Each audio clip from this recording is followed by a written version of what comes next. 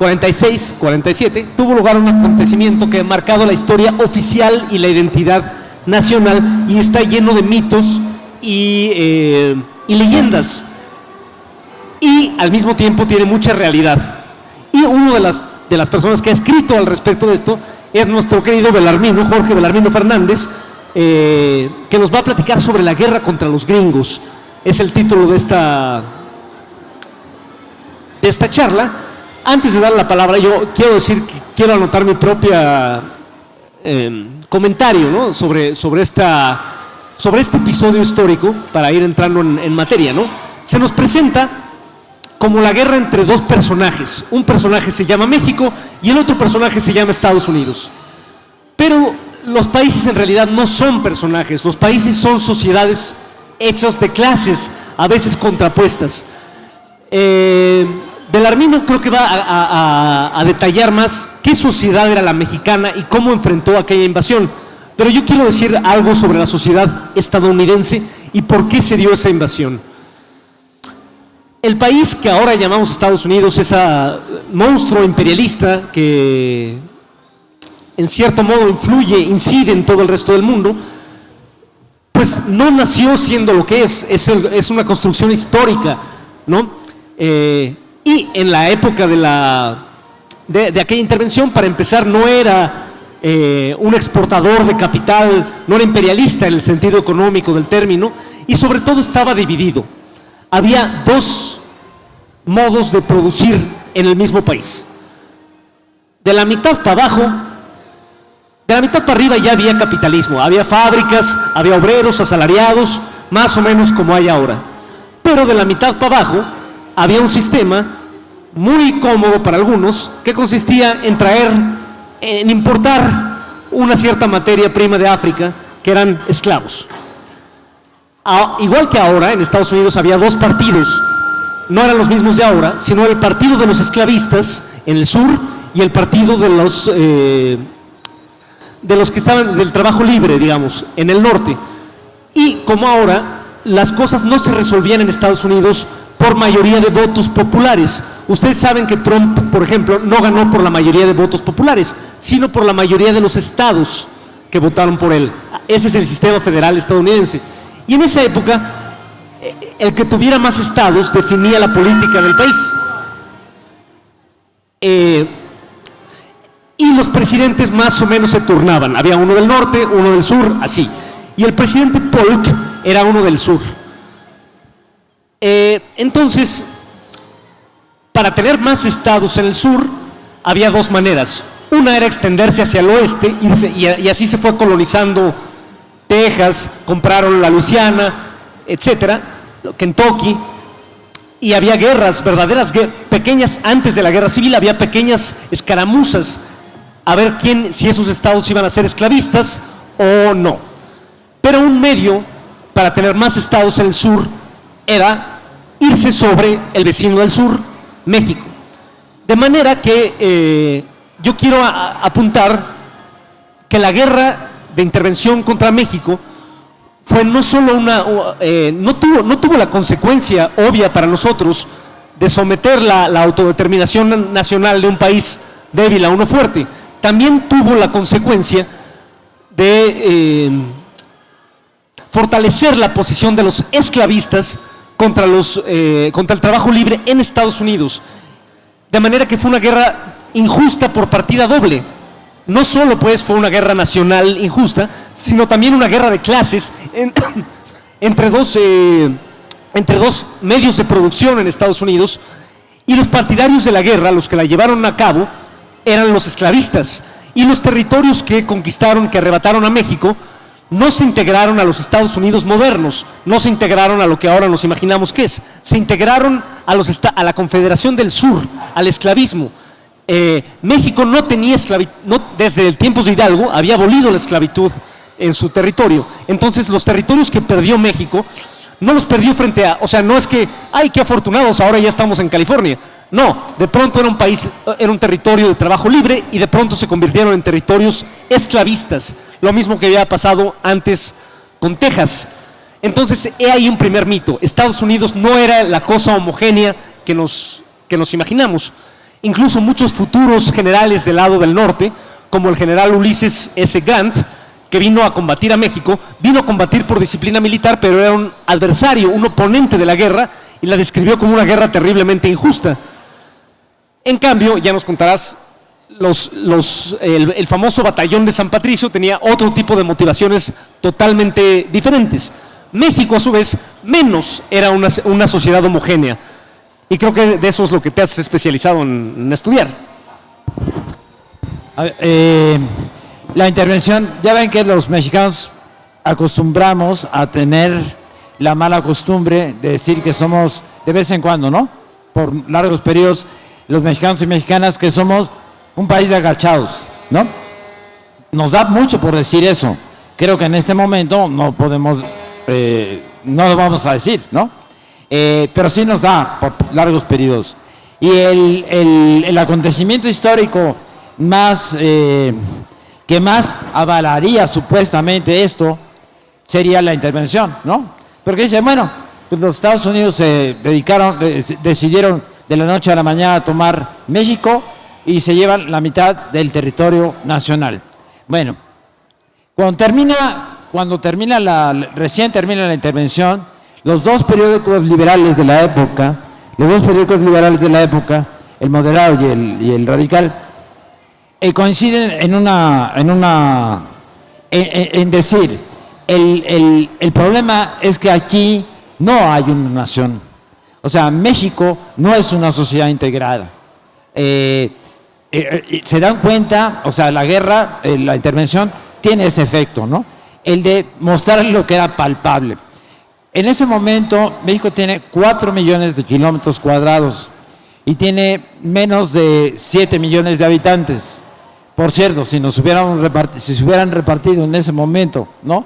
Entre sí lo que había, pues hubiera quedado algo sustancioso y seguramente algunos estarían muy bien ahora. Bueno, quitando de bromas. A partir, digamos, de Durango hacia el norte, es decir, en toda la zona que perdimos y buena parte de la que no perdimos, Sonora, en fin, Tamaulipas, había solo el 10% de esa población.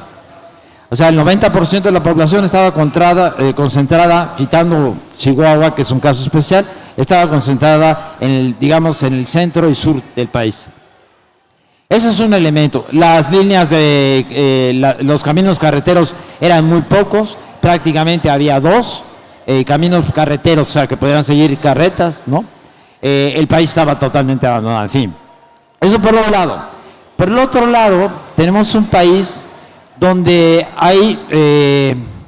donde sigue habiendo lo que afortunadamente sigue habiendo unas 200 lenguas y dialectos indígenas. Es decir, quiere decir, hay unas quizás 100 etnias, 70, 80, 90, no, perdonen, ahora se me va, pero el número es muy grande. Para cada una de esas etnias, la patria no es México, la patria es la etnia en su conjunto. Además, es absolutamente razonable, pues, o sea, ¿a qué se había dedicado toda la colonia y a qué se había dedicado el México independiente, sino a agandallarse a las comunidades, ¿no? Y aparte también por condiciones de distancia. Entonces yo por ahí hablo, por ejemplo, de los popolucas, de una etnia de la zona central costera del estado de Veracruz. Y Paco Taibo, cuando dijo, ¿y tú para qué chingados hablas de los popolucas? Digo, bueno, agarra un ejemplo, ¿no? Para decirte que te escribo cómo viven los popolucas y te pregunto, sí, los popolucas que hablan su lengua, aparte el 80% de la población posiblemente seguía hablando su lengua, aunque total o parcialmente, en la mayoría de los casos totalmente, tenían pinche idea de que era Texas. Jamás habían oído hablar de Texas, Nuevo México, California, ni la madre. Ni siquiera México. México es un concepto que incluso termina de formarse en el siglo XX. El primer reto, el gran reto que tiene la revolución triunfante en México es crear una nación. todavía para 1920 el gran reto es crear una nación. Menos la hay, obviamente, en 1846. Y por eso detuve a Oscar en esto de 1847, porque siempre decimos la intervención de 1847, porque es cuando llega a la Ciudad de México. Son chingaderas, pues, ¿no? Porque ya llevaban un año soplándosela todo el norte, ¿no? Digamos, no va, ¿no? O sea, es muy ojete ese numerito. Bien, no hay, por un lado, hay esta dispersión, digamos, cultural, ¿no? Y étnica. Pero por otro lado hay una dispersión regional brutal. Por ejemplo, la burguesía en México no surge la burguesía sino en muy puntuales lugares. El único lugar donde puntualmente aflora es en el estado de Yucatán por el Enequén y las plantas enequenas que requerían que, en fin, no va a detenerlas, requerían la industria del textil, la exportación de algodón, en fin, las placas. Ellos habían intentado ya separarse de México, esta burguesía criolla de yucateca, había intentado separarse ya del gobierno central, separarse de México. Y durante la intervención, justo durante la intervención, le proponen a los Estados Unidos anexarse. O sea, veamos el nivel, ¿no? El nivel de desintegración que hay. Los criollos de Chiapas, por ejemplo, si hubieran querido si querían comprar algo, no iban a venir a la Ciudad de México, que era la mejor surtida. Mejor iban al puerto de Hannover, ¿no? Ese era el nivel de distancias que había. No sé, algunos que tienen la edad, si tienen mi edad, que son 72 años, recordarán todavía que para ir a Yucatán tardamos 3 días, ¿no? Había pangas y demás. Bueno, y las diferencias regionales que crean no hay un Estado nacional. Y Mariano Otero, que quizás era no era el hombre más Melchor Ocampo era la gran figura intelectual de la época, sin duda, sin ninguna duda, pero Mariano Otero era, digamos, yo creo, el segundo hombre que más sabía, ¿no? Y recién había escrito un libro y allí daba explicaciones de por qué pensaba que no se había construido la nación, y era por la manera en que se había consumado la independencia. De hecho, el que al fin de la muerte de Morelos ya no hay posibilidades de que haya una real transformación, porque a diferencia de otros países de América Latina, aquí sí hay un intento, y de los Estados Unidos, hay un intento en la guerra de independencia en México por transformarse. Bien la llaman la guerra y revolución de independencia, ¿no? En estos primeros momentos, sobre todo en el movimiento de Hidalgo, hay un afán transformador, revolucionario. Bueno, al no consumarse esto, lo que queda es una casta política nefasta, ¿no? Una casta política militar nefasta. Con una iglesia en unos niveles de infamia, de bajeza moral, ¿no? de atraso. Por ejemplo, Melchor Ocampo dedica mucho tiempo a eso, a discutir con la iglesia. Dice, a ver, no estén jodiendo, pinches curas párrocos, es que ni siquiera atienden los pequeños poblados, ¿no? Si ni siquiera van a dar las enteras unciones y las cobran, en fin. O sea, el nivel moral es una sociedad descompuesta en niveles grotescos, ¿no? Y esto viene por cómo fue la culminación de la independencia. Pero bueno, ya no tengamos ahí. Cuando se habla de esta época y se le llama la época del santanismo, el término es muy desafortunado, porque Santana es un patán, ¿no? Ciertamente es un patán, es un gandalla, es un general, pero es simplemente representativo de la clase militar de la época, ¿no? Política y militar de la época. Es un representante. De hecho, es el menos, digamos, por lo menos en términos de efectividad militar, es el menos tonto de todos los militares de la época, de los que están figurando, ¿no? A lo mejor el general Anaya era más más hábil, pero nunca había ocupado esos espacios. Entonces, llamarle a esta época santanismo es salir por el expediente fácil, ¿no? No, bueno, pues, es que ese güey vendió todo y era un... No, perdóneme, había unos problemas de fondo terribles, ¿no? De hecho, Santana, cuando empieza la intervención, Santana no está en México y lo mandan llamar, a pesar de que lo habían corrido 2 años antes, la Revolución Popular por excelencia en la Ciudad de México, lo había corrido del país por segunda vez, ¿no? Lo mandan llamar porque había sido un desastre el inicio de la intervención, ¿no? En Matamoros, las 2 grandes batallas que habían sido Matamoros y Monterrey, bueno, había sido un corredero, la caballería corría, ¿no? Corría todo, siempre corría, ¿no? Un desastre. Entonces mandan a llamar a Santana. No hay un solo documento, en esto quiero insistir un poco, no hay un solo documento y aprovecho para algo que debimos haber dicho al principio. Aquí debía estar Pedro Salmerón también, no pudo venir, él es uno de los activos fijos de la brigada, bueno, como todos los que han pasado hoy, ¿no? Almazán es un activo fijo de la brigada, con Pepe Rebeles, quiere decir en términos de que ellos van a todos lados siempre, ¿no? Incondicionalmente. El que Pedro Salmerón no está aquí hoy es porque algo de veras muy urgente le salió y por eso no está aquí. Y aquí ya se me fue... Estamos en 1846. Okay, está. Santana no es presidente, fue derrotado. Y lo van a llamar, ¿no? Estados Unidos invade por el noreste del país, por Matamoros. Ajá. Y es un desastre. Es un desastre. Bueno, de hecho, punto, perdón, para irnos ubicando temporalmente. Sí. No, vámonos, porque no vamos a contar la guerra, lo que queremos es sacar las conclusiones, ¿no? de la guerra. De hecho, no hay un solo documento, un solo pinche documento que pruebe o sugiera que Santana vendió, ¿no? La guerra, ni uno solo.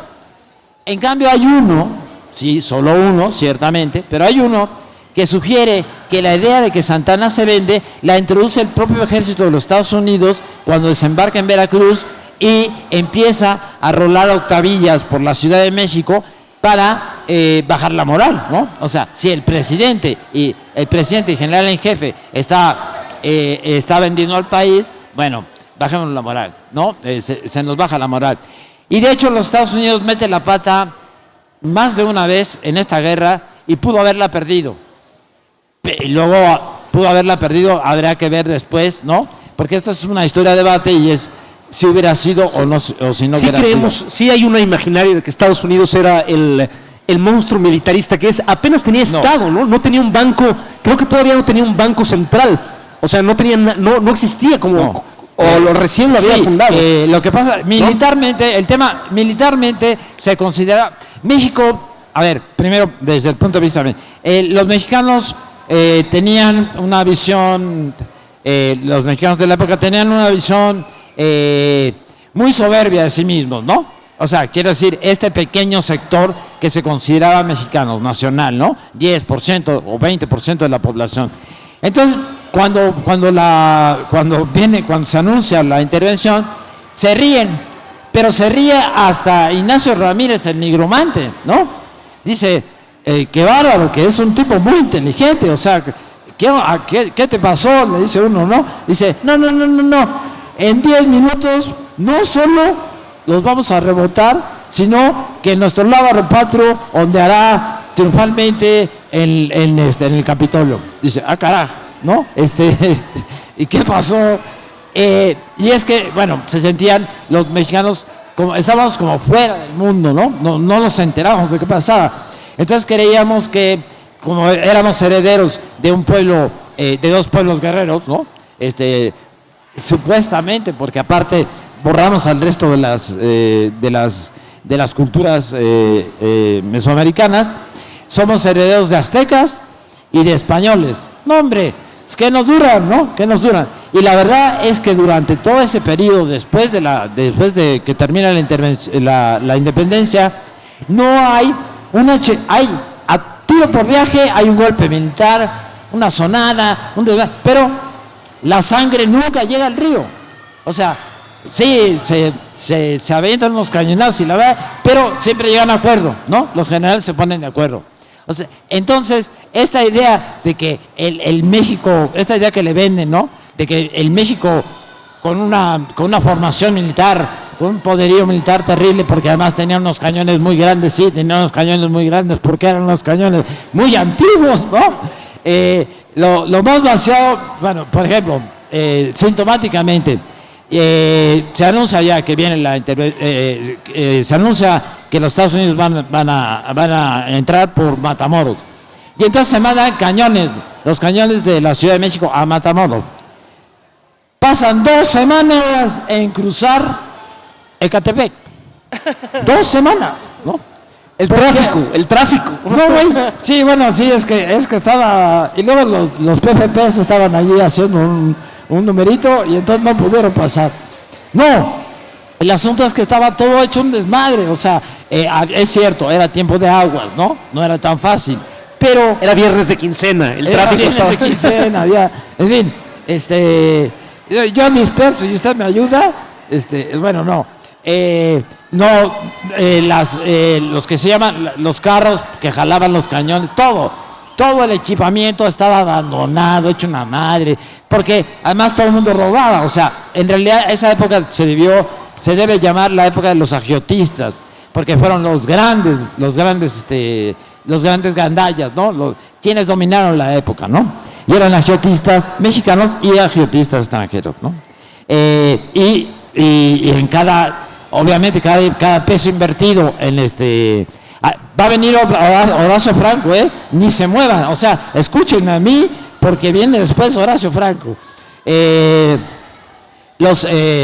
Deberíamos llamarlo los agiotistas. Y entonces no hay inversión en nada, ¿no? Entonces, o sea, capital usurario en vez de capital productivo, ¿no? Exacto. Capital parasitario que da dinero para obtener más dinero sin pasar mayormente por la producción. Exactamente. Bueno, y no se habían dado cuenta de un tema. Es cierto, cuando los observadores internacionales como el embajador español y el embajador inglés son informados de que ahí viene el ejército estadounidense, dicen, la tienen perdida. O sea, Estados Unidos no va a poder con México.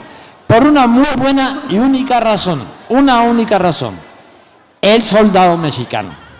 El soldado mexicano es de una abnegación impresionante. Y son soldados, en su absoluta mayoría, de leva.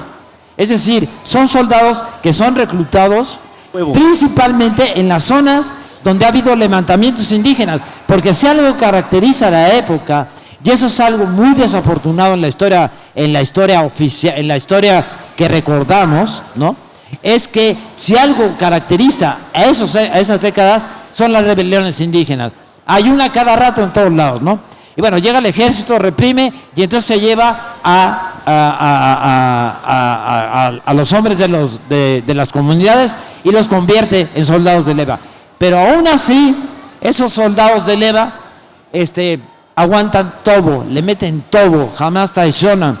Y hay montones ahí de historias que se pueden narrar de cómo Santana principalmente deja, cuando va a la guerra de Texas y ahora cuando va a otra batalla, que para no confundirnos, deja el camino lleno de cadáveres. O sea, él sabe que le va a imponer ritmos brutales a su tropa mientras él va cómodamente, ¿no? Él y la oficialidad van cómodamente en carros, le van a imponer una soba terrible a los soldados. Y efectivamente hay muchos muertos. Y ese soldado llega inmediatamente. Por ejemplo, hay una batalla que está ganada, la primera batalla que Santana da, o sea, si regresa, prepara un gran ejército en San Luis Potosí, tiene la habilidad, a diferencia de los demás generales, Santana tiene carisma, ¿no? Y entonces consigue que incluso la iglesia suelte alguna feria y reúne un ejército muy numeroso en San Luis Potosí. De ahí, en Soba, les mete piensen un poco lo que van a recorrer, ¿no? Cualquiera. De San Luis Potosí, por esas zonas semidesérticas, hasta las cercanías ¿cómo se llama? De Saltillo, hasta la Angostura. Eso es, va sin agua. Le mete esa soga a los soldados, se van muriendo muchos en el camino. Y apenas llegan, los estadounidenses se han situado en un lugar que llaman la Angostura, porque es un lugar donde se angosta la tierra, pues, ¿no? Y hay dos cadenas montañosas, que es perfecto para la defensa, porque basta, en esos tiempos, basta tener las alturas, en esos tiempos y en tiempos anteriores, basta tener las alturas para controlar. Y Santa Anna, con ese ejército recién llegado, después de casi una semana de caminata, lo avienta a la batalla. Y esa tropa arrasa a los Estados Unidos, al ejército estadounidense, a pesar de la colocación muy favorable de los estadounidenses. Y cuando el cuartel general del general Taylor, que era, por cierto, ese no era tonto, ¿no? El otro el Scott, el que entró después por Veracruz, era tonto. Cuando se reúne esa noche, y aunque Taylor no quiere, pero lo convencen, hay que dejar el campo, ¿no? Hay que abandonar el campo. Y Santa Anna, claro, desde luego no sabe esto, ¿no? ¿Por qué Santa Anna se retira? Y entonces, iniciando una serie de rumores que se van a extender hasta hoy. Seguramente alguno de ustedes ha escuchado eso y seguramente lo va a comentar al final. Eso me sucede con frecuencia, ¿no? ¿Por qué Santa Anna no tomó, por qué se fue? Y pareciera que fue una traición. No, bueno, los militares de la época, los historiadores militares, lo que encuentran es que Santa Anna se dio cuenta que ya no iba a poder resistir, o sea que ya su tropa ya no resistía, ya no tenía vituallas. Aquí hay una diferencia que los mexicanos no perciben, este grupo, digamos los políticos militares mexicanos no perciben, que es que los Estados Unidos no han tenido un ejército. Ese es el primer ejército formal de su historia, ¿no? Porque lo que hace, perdón que lo escupa usted, porque han hecho la guerras irregulares contra las naciones nómadas y seminómadas y también agrícolas, semiagrícolas, ¿no? De Norteamérica. Entonces, esta es la primera guerra formal. Hay montones de testimonios de soldados estadounidenses, vienen con un número muy bajo de oficiales, en un aparente gran desmadre. Que era un contraste, porque el ejército mexicano tenía la característica, que está condenada en todos los manuales militares, de ascender a la gente a la menor provocación para pagarle más, ¿no? O sea, usted, compadre, ¿cómo le gustaría ser sargento, o mejor aún, general? Y entonces se llenaba de generales, había demasiados generales, que implicaba demasiados sueldos y demasiados parásitos, demasiados huevones. No, es que eran unas pocas carreras que se podía seguir en el México de la época, ¿no? O sea, el México de la época estaba hecho un desastre, entonces la carrera militar, la carrera eclesiástica. Y no se dan cuenta que los Estados Unidos lo que sí han hecho es una revolución industrial, ni más ni menos, ¿no? Entonces, lo que tienen es un equipo, ahí se estrena, en la intervención en México, se estrena la primera generación de West Point, ¿no? De oficiales estadounidenses profesionales.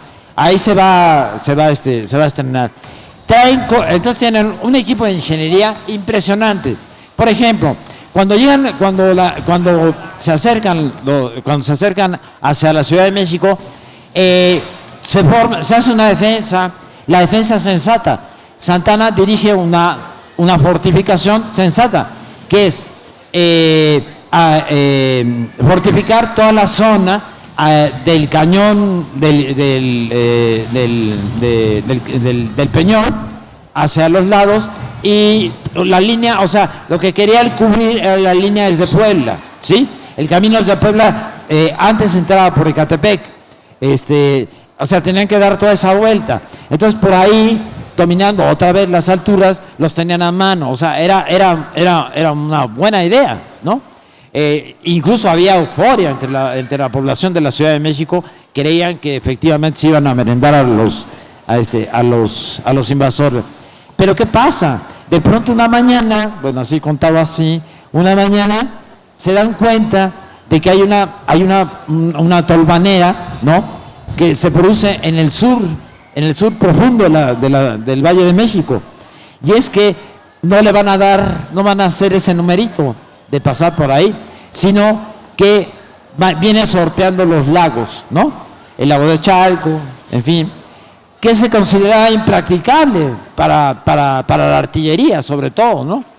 Bueno, es que los Estados Unidos ya tenían una ingeniería y tenían sus cañones eran chiquititos, pero eran muy hábiles, o sea, pudieron sortear eso, y entonces toda la defensa planteada por Santana se vino a la goma, ¿no?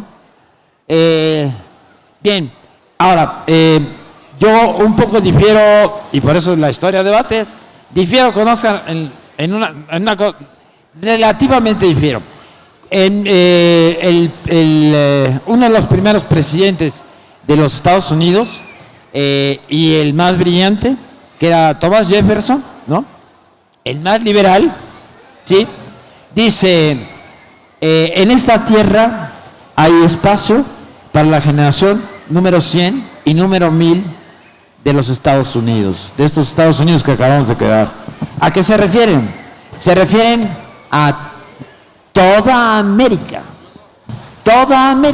o sea, para ellos había un mandato. O sea, y no es el destino manifiesto que en ese momento se está formando con James Monroe. No, es un tema fundacional que viene desde las leyes de Virginia, que viene por cierto, de la palabra utopo. La utopía es la isla donde utopo forma un falansterio, pues una sociedad perfecta. Bueno, esto que escribe Santo Tomás Moro, lo sitúa, Santo Tomás lo está escribiendo a principios del siglo XVI, o sea, poquito después de que inicia la conquista de América. Y sitúa allí, ¿no?, a su falansterio, a su sociedad perfecta. Y en esa sociedad perfecta, los civilizados tienen derecho y obligación a hacer la guerra a los bárbaros. O sea, quedamos calificados todos los pobladores de América como bárbaros. Y de ahí, bueno, este mandato original es un mandato que se cuela a los primeros documentos en los Estados Unidos, como las Nuevas de Virginia, etcétera.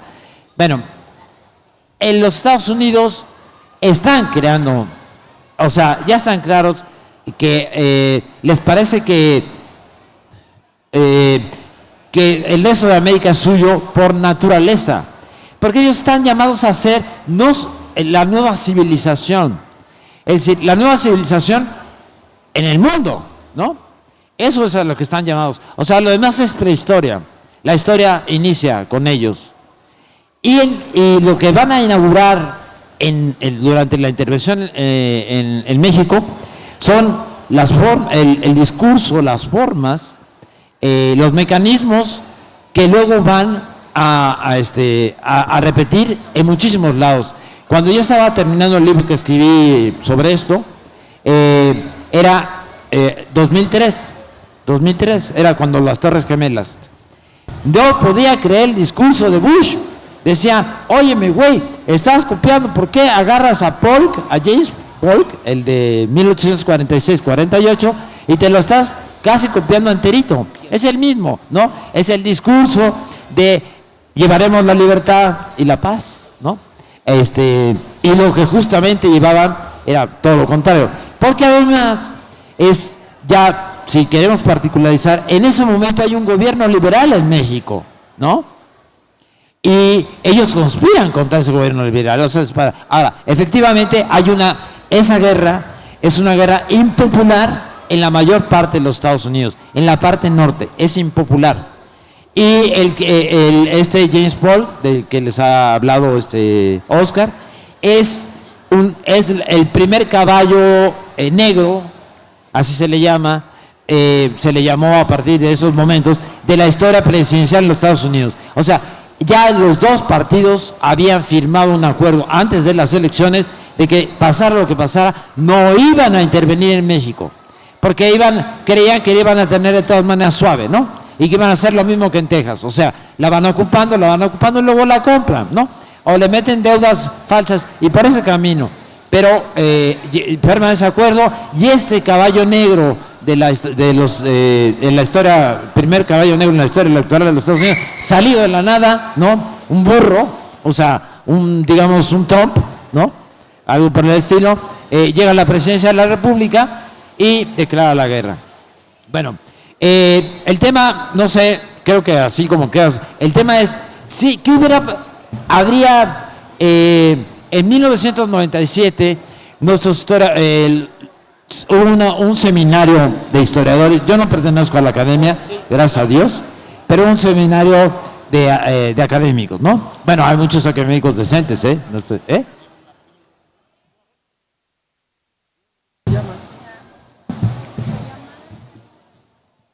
Karina de la Rosa, si se encuentra Karina de la Rosa, sus familiares la están buscando. Si nos oye Karina de la Rosa en esta feria, o ustedes la han visto.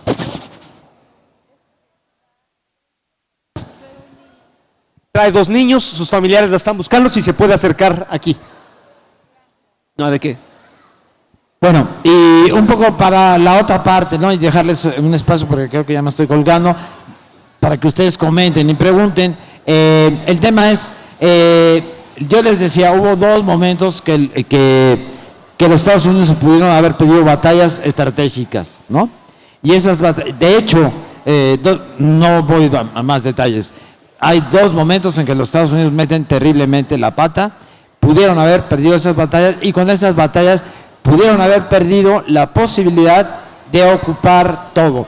De hecho, hay un momento, eso sí tengo que contárselos, hay un momento, quizás el momento más interesante de toda la intervención, es el que se produce cuando coincide algo que se le ocurre a Melchor Ocampo, que es el gobernador de Michoacán. Él dice, no hagamos una guerra formal, hagamos una guerra de guerrillas.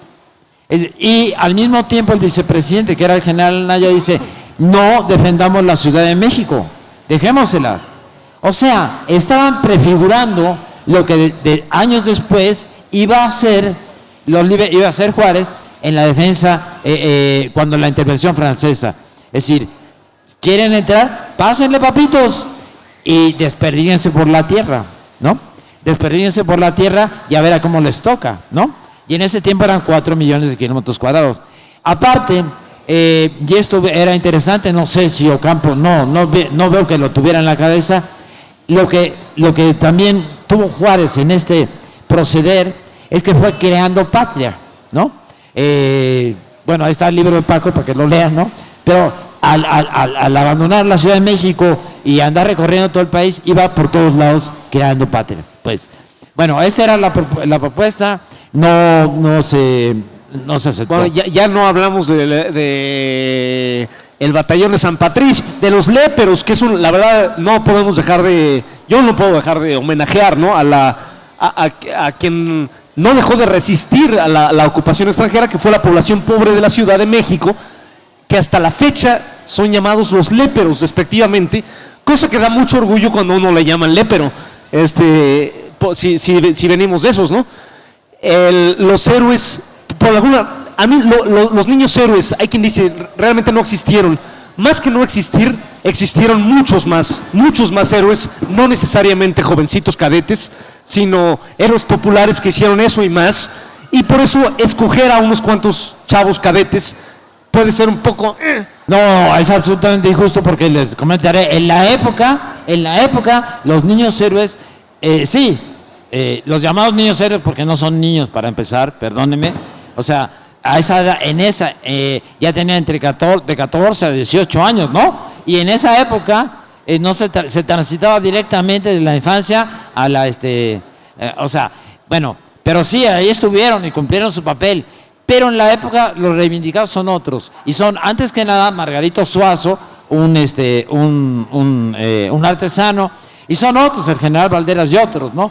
Luego esta construcción, la historia construye mitos después. Esta construcción de los niños héroes es una construcción posterior a la República, durante la República restaurada, no es en el momento, ¿no? Entonces, y además luego nos montan esa chingadera, ¿no? Que tenemos allí, esos 7, ¿no? Tumulotes de bronce allí en los que dice uno, güey, por eso mucha gente, yo me acuerdo que en mi generación, mucha gente no creía, ¿no? No creía en los niños héroes, y menos en que ¿cómo se llama? Juan Escuti se había tirado con la bandera. O sea, eso nunca queda del todo claro. Bueno, lo que sí les puedo asegurar, y está confirmado, y por eso le dieron a la viuda de Margarito Suazo, le dieron una pensión, es que Margarito, eso lo hizo Margarito Suazo con una variante. Margarito Suazo le dijeron, Margarito, tú eres el abanderado, ¿no? Yo creo que se lo creyeron, porque el abanderado va sin armas, ¿no? Está de la chingada. Entonces le dijeron, Margarito, mira, la bandera principal, Margarito, iba adelante y si cae la bandera, pues ya todo se lo llevó la chibosca. Entonces todo, Margarito, aguanta. Y Margarito se lo creyó, lo dibujan como chaparrito y gordito, ¿no? Era un artesano de la Guardia Nacional. Entonces, ¡pam! Lo alcanzan las balas, cae Margarito. Y eso lo atestigua mucha gente desde el castillo de Chapultepec. Ahí está abajo, en el Molino del Rey. Y de pronto se levanta Margarito, se quita la ropa, o sea, se queda desnudo y se envuelve en la bandera nacional. Y se echa a andar, ya todo jodido, ¿no? No, pues le cae de todo, ¿no? Le caen desde disparos, bayonetazos y no sé qué. Eso es cierto. Lo de Juan Escutia, me está tirando, bueno, no dije nada. Entonces ya queda nada porque Horacio Franco es lo importante y ya falta cuando lo veamos llegar, ¿no? Cuando lo veamos llegar le paramos. No, pero podemos preguntar, no, bueno, sí. No, pero yo quiero responder ¿no? Sí. Porque yo había argumentado al principio que la razón fundamental de la invasión estadounidense era que los esclavistas querían tener más estados para mejorar a su favor la relación de fuerzas entre el esclavismo y el trabajo libre en el norte. Y Bellarmín no argumenta, es un hecho histórico totalmente cierto, que el discurso con el que invadieron fue igualito al de Bush Jr. cuando invadió Irak, que es el de siempre, ¿no? Que es nosotros los vamos a civilizar porque ustedes son una bola de salvajes.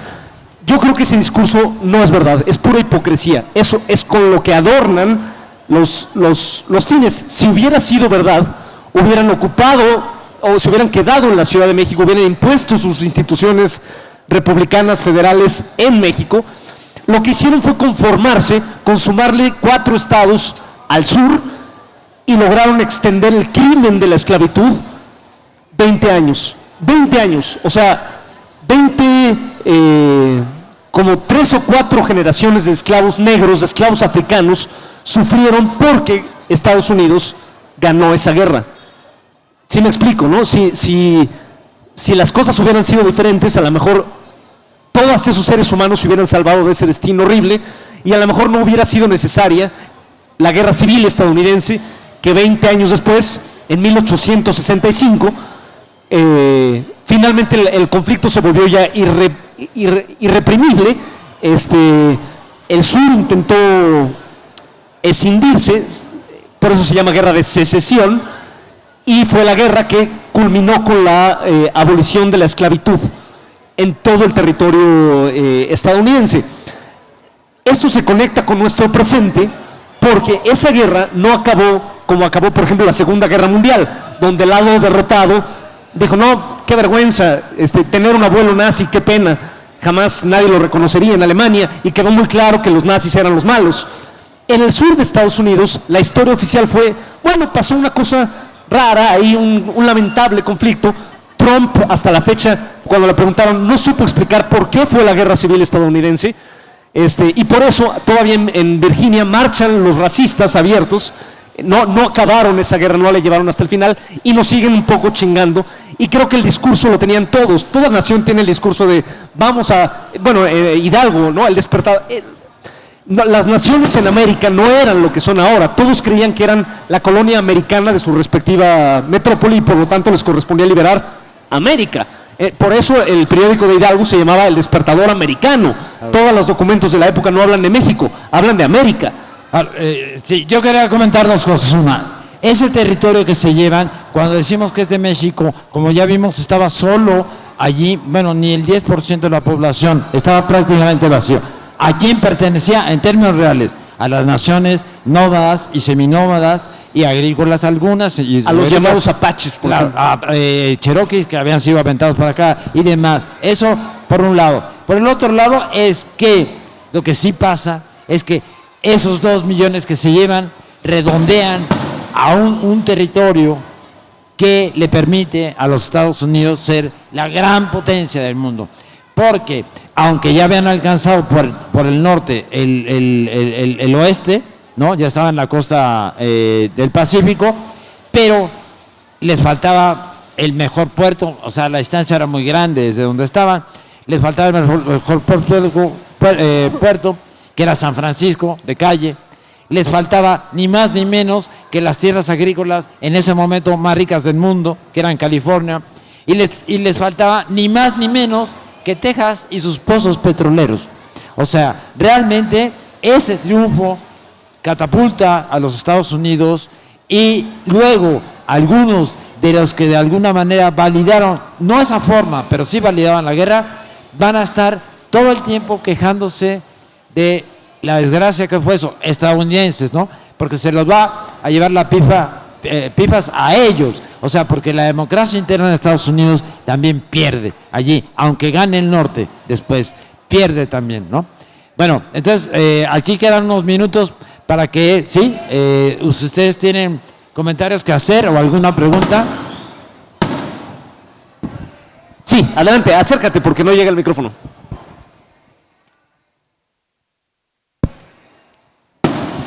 Yo tengo una duda sobre las potencias europeas. ¿Qué hacen las potencias europeas o cómo ven la intervención norteamericana en México?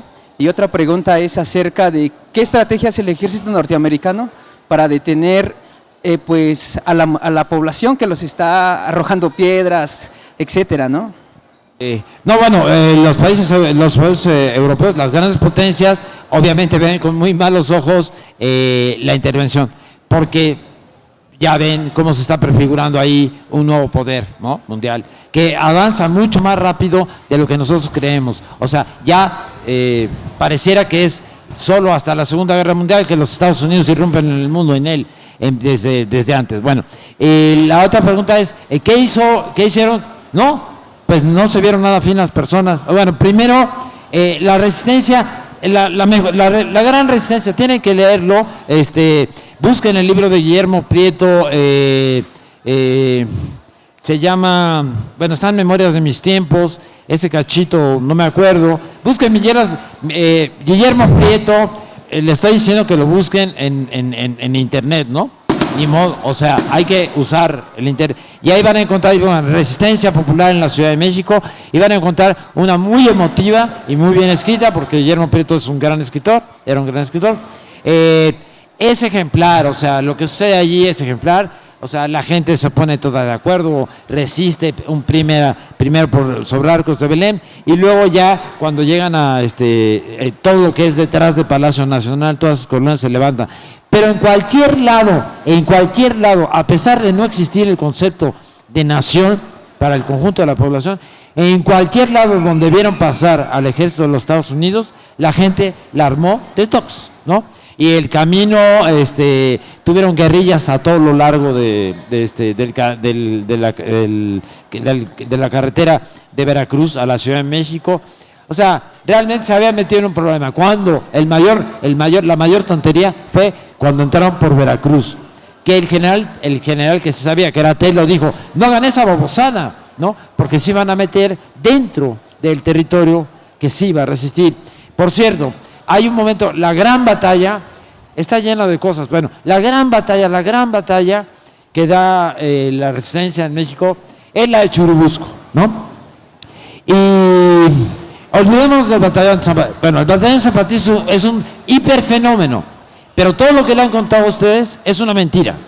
El batallón San Patricio ni pasaron en conjunto, ni estaban, lo formó el ejército mexicano, pero la historia es muy, muy interesante, pero nada de lo que ustedes han escuchado es cierto, es una mentira, pero bueno, la batalla que se da ahí es una batalla ejemplar, es la primera batalla, es la batalla en la que las guardias nacionales más el batallón San Patricio resisten, son unos 800 y resisten a 12,000, ¿no? Y esa batalla es la que hace que al final estaba necio Polk con que quería el Istmo de Tehuantepec. Necio. No firmo ningún chingado tratado si no me llevo el Istmo. Y entonces sus asesores le dijeron, mire, HC presidente, ya vimos en Churubusco lo que si esto se prende, lo que puede ser. Entonces, mejor bájele de... Bueno, ya que no, como no está Tabio aquí, diré, bájele de huevos, ¿no? Porque lo van a extrañar ustedes, ¿no? Lépero. Sí. Entonces, que le baje de volumen, porque si no, esto no le va bien. Bueno, eso fue el mayor momento. Y entonces ya me robé el tiempo, no, porque todavía no llega Horacio Franco, pero sigue llegando la gente esperando a Horacio Franco. ¿Más comentarios o preguntas? Ah, sí está. Sí, ya está aquí. Ah, ya está. Bueno, entonces nosotros salimos rápido. Muchas gracias. Seguimos aquí. Mañana sigan el programa de esta feria. Los dejamos con Horacio Franco.